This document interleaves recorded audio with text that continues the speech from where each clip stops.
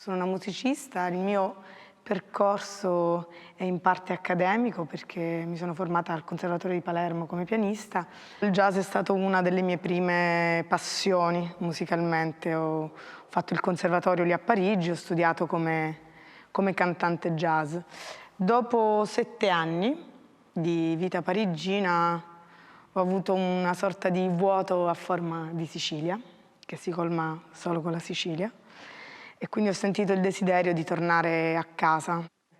Nel giro di un anno ho vinto un concorso italiano molto importante per la musica d'autore che si chiama Musicultura, che mi ha permesso di cominciare a lavorare proprio nella canzone italiana.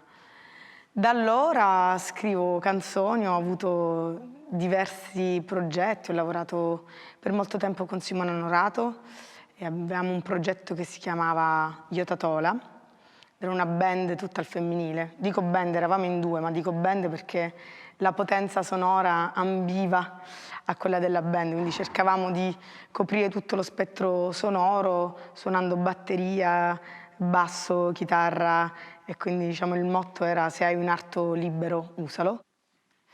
Oggi sono in un altro momento che è quello un po' più personale. Sto lavorando con Emma Dante che mi ha chiesto di scrivere le musiche del suo prossimo spettacolo Io, Nessuno e Polifemo. Quello che mi piacerebbe fare con la mia di musica sarebbe raccontare delle storie, no?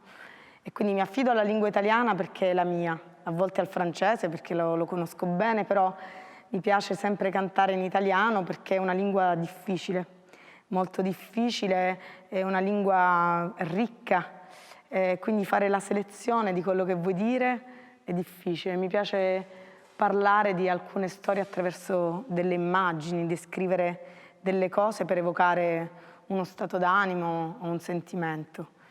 In generale credo che nella creazione paga sempre la fedeltà a se stessi. Cioè quando sei fedele a te stesso, raramente tutto è trompe, non ci si sbaglia, cioè è molto raro sbagliarsi.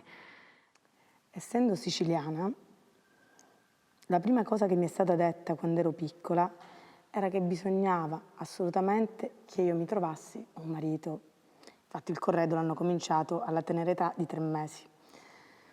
Morale della favola, mi ritrovo un sacco di lenzuola ricamate, ma non ho un uomo. Perché? Perché il principe azzurro è un'invenzione di Walt Disney e non è una cosa che esiste. C'ho scritto una canzone che fa in questo modo. Il mio principe azzurro, l'ennesimo, di quelli col cavallo ed il pennacchio al vento, mi ha lasciata l'ennesimo. Ha venduto il cavallo e si è mangiato il pennacchio. Il padre dei miei figli, l'ennesimo, una femmina e un maschio, il matrimonio perfetto, a Natale dai miei, a Capodanno dai tuoi, una favola antica che sognavo da una vita. Piango, mi tormento, sono disperata, mi arrabbio. Piango con sgomento, sono disperata, mi strazio, ma poi penso che non me ne frega un cazzo.